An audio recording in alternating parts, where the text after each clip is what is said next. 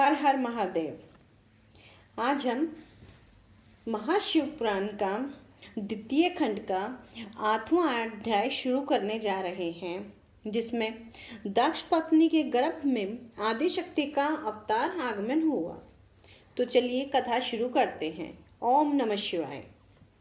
इतने कथा सुनाकर सूत जी बोले, हे ऋषियों, पिता मैं ब्रह्मा जी द्वारा इस वृत्तांत को सुनकर नारद जी ने अत्यंत प्रसन्न होकर कहा, हे पिता, भगवान सदाशिव की आदिशक्ति ने जब आपको यह वरदान दे दिया है तो उसके उपरांत ऐसी क्या घटना घटी, यह आप मुझे बताने की कृपा करें। ब्रह्मा जी बोले, हे आत्मज, जब भगवती महामाया ने प्रकट होकर मुझे यह वरदान दिया तब दक्ष प्रजापति ने मेरी आज्ञा अनुसार घोर तपस्या करनी शुरू कर दी। उसने तीनों प्रकार का प्रणाम करते हुए शिवरानी के चरण कमलों में अपने हृदय को स्थित किया। दक्ष के उग्र तप को देखकर श्री जगदम्बा ने अपने उसे शुद्ध मनोहर एवं पवित्र स्वरूप में प्रकट होकर उन्हें दर्शन दिया, जिसका वर्णन मैं पहले ही कर चुका हूँ। दक्ष ने उन्हें प्रणाम स्तुति करते हुए कहा, हे भगवती, मैं आपके शरण में आ गया हूँ। आप मुझे अपना सेवक जानकर मेरे ऊपर कृपा करें। उसकी स्तुति को सुनकर भगवती बोली, हे दक्ष, तुम्हारी जो भी इच्छा है वह मुझसे मांग लो। मेरे लिए कोई भी वस्तु अधेय नहीं है। यह सुनकर दक्ष ने कहा, हे मातेश्वरी, आप मेरी पुत्री बनकर मेरे घर में अवतार लें और हर के मन को मोहित करें। इस प्रकार इस कार्य में मेरा ही कोई प्रयोजन नहीं है, अपितु तीनों लोगों का उपकार भी सन्निहित है। मैंने मोक्ष का वरदान न मांग कर आपसे जो भी यह प्रार्थना की है वह पूर्ण होनी चाहिए, अर्थात यह जो मैंने प्रार्थना की है वह अवश्य ही पूरी होनी चाहिए।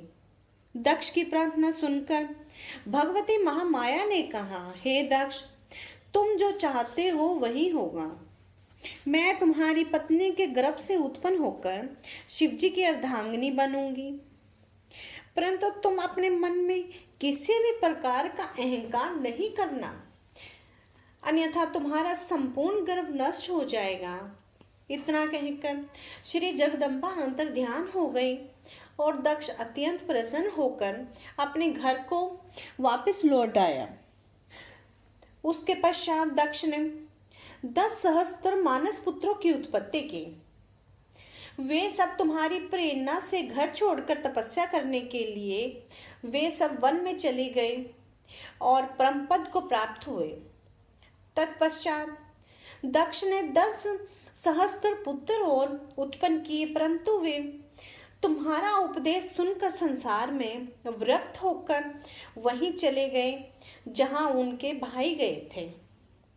उस समय दक्ष ने अत्यंत क्रोध होकर तुम्हें शाप दिया कि हे नारद, तुम अत्यंत अधम हो, क्योंकि तुमने मेरे सब पुत्रों को मेरे ही विरोध कर दिया है।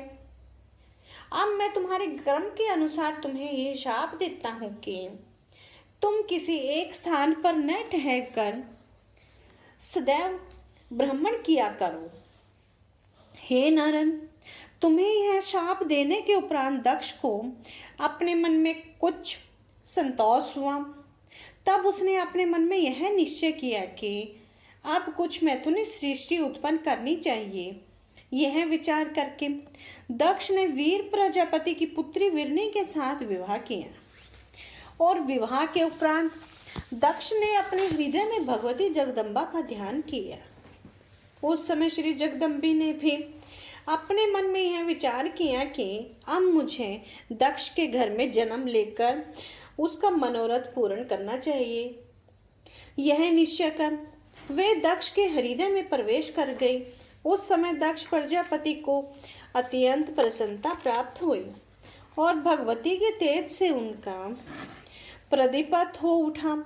तदुपरांत शुभ अवसर पाकर दक्ष ने उस तेज को अपनी पत्नी में ही स्थिर कर दिया।